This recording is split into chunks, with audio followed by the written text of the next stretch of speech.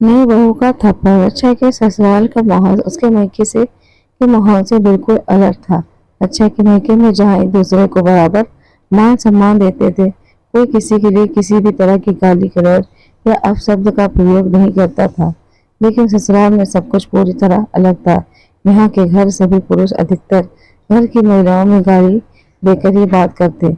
अच्छा को सबसे ज्यादा गुस्सा तब आता जब उसकी सास सरोज जी भी उसका ही हाथ देती और कहती, अरे ये तो मर्दों की आदत होती है। उसका यह दिल तो लगाना रक्षा की नई नई शादी हुई थी तो वो कुछ कह नहीं पाती थी, लेकिन जैसे ही माँ बहन की गालियां ससुर जेठ को देते सुनते तो उसका खून खौल जाता।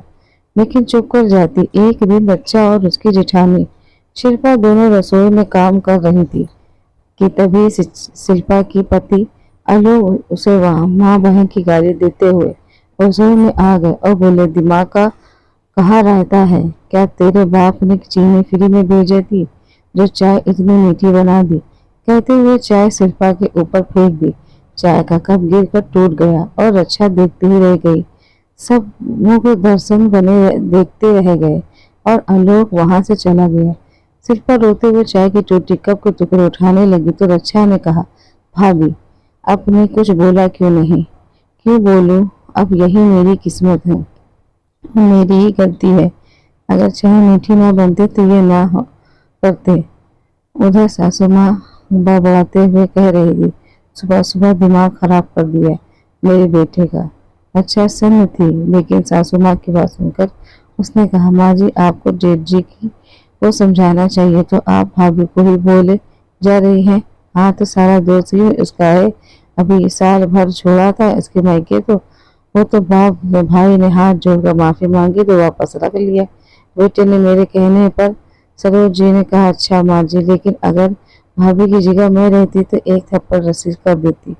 अगर कोई भी मुझे गाली दे तो सीधा मुंह तोड़ दूंगी मैं उसका, कहकर रक्षा कमरे में चली गई। ये बात सरोज जी को इतनी नागवार गुजरी कि उन्होंने रक्षा के पति अमर को ये बात इतनी बढ़ा चढ़ाकर बताई। रात में गुस्से अमर ने रक्षा का हाथ खींचते हुए अपने कमरे में अपने माँ के कमरे में लाकर कहा, माफी मांग माँ से। अगर पहले तो मेरा हाथ छोड़ और किस बात की माफी? क्या किया है मैंने? रक्षा ने हाथ जोड़ते हुए गुस्से में कहा, अच्छा साली, तेरी माँ अगर जैसे ही गालियां रक्षा को देनी शुरू करी वैसे ही रक्षा ने चटा चटा से दो थप्पड़ अमर के गाल पर मारते हुए कहा, खबरदार जो मुझे माँ बहन की गाली दी तो मैं तोड़ दूंगी। मैं तुम्हारा पूरे घर की जैसे भूचाल का गया, सबकी जैसे चेहरे पे हवा में उड़ गई। नई बहू ने मेरे बेटे को थप्पड़ मारा नाम से ये बात सबके सामने सरोज जी और सबको बताते हुए कहा, लगाओ इसके बाप को फोन, ये लेकर जाए अपनी बेटी। नहीं चाहिए हमको अपनी इनकी बेटी। 6 महीने में ही इनकी इसने अपने रंग दिखा दिए। आनंद फानंद में रक्षा मम्मी पापा भागकर रक्षा के ससुराल पहुंचे। एक ही शहर में होने की वजह से वो लोग कुछ देर में ही पहुंच गए। रक्षा के पापा अनिल और माँ रमा की के पहुंचते ही रक्षा के सास ससुर जेठ सब के सब शिकायत करना शुरू कर हो गए। सरोज जी ने कहा, आपने अपनी बेटी को तमीज ही नहीं सिखाया। जो ले जाइए अपनी बेटी को, हमें नहीं बहू चाहिए जो अपने पति को मारती है। लेकिन बहन जी बात क्या है थी ये तो बताइए। रक्षा बिना बात के तो मारेगी नहीं, इतने में मैं दावे से कह सकता हूँ। अनिल जी हंसते, हमसे क्या पूछ रहे हो? अपनी बेटी से लेकर जाइए और वहीं पूछ रहिएगा। ससुर जी ने कहा, मैं बताता हूँ पापा, क्योंकि अमर ने मुझे माँ बहन की गाली दी इसलिए मैंने थप्पड़ मारा। रक्षा ने कहा, आपने बेटी की बात सुनते अमर ने पास जाकर अनिल जी से कहा, दामाद जी देखो तो चेहरा सब तो ठीक है। चंदन जी ने फोन किया, मैं तो डर गया कि कहीं उसके फेस का नक्शा तो नहीं बिगाड़ दिया मेरी बेटी ने।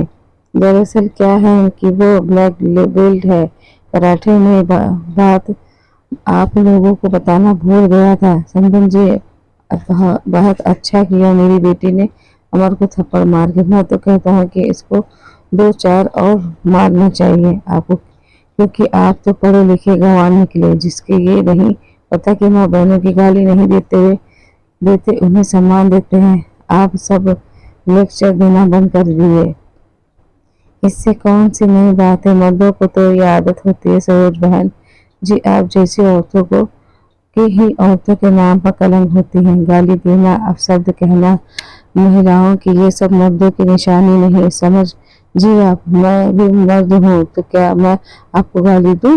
मर्द बनने की बजाय आपने अपने बेटे को संस्कार और औरतों की इज्जत करना सिखाया होता तो अच्छा होता।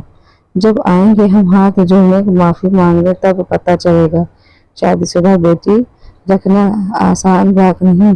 जब समान ताने देगा तब पता चलेगा। जीजी ने कहा, हाँ, मैं खुद भी ऐसे घर में अपनी बेटी को नहीं रहने दूंगा जहाँ इतने गिरे विचारों के लोग रहते हैं। और माफी कौन किससे मांगेगा, ये तो आने वाला समय ही बताएगा। चलो बेटा यहाँ से। रक्षा अपने मम्मी पापा के साथ चली गई। अगले दिन शाम को डोरबेल बड़ी तो रक्षा ने दरवाजा खोला। देखा तो रक्षा के ससुराल वाले दरवाजे पर खड़े। रक्षा देखकर आश्चर्य हो गई कि कल तक तो जिनके अभिमान था, आज वह यहाँ कैसे। तभी रक्षा के पापा ने कहा, बेटा अंदर लेकर चलो, मेहमानों का स्वागत दरवाजे पर नहीं करते। आइए आइए, अंदर आइए। समधन जी, हम बैठते नहीं बल्कि कहने आए हैं, ये आप केस वापस ले लीजिए। अमर को जेल में बंद कराकर क्या फायदा होगा? माफ कीजिए समधन जी, मैं वो पिता नहीं जो बेटी को दान देकर मजबूत हो जाए। मैंने अपनी बेटी ब्याही थी, आपके यहाँ कोई सौदा नहीं किया था जो आप उसके साथ गाली गलौज और मारपीट करेंगे। मेरी बेटी मेरी कमजोरी नहीं, मेरी ताकत है, और आपने जीते जी मैं उसके सम्मान पर आंच तो नहीं आने दूंगा।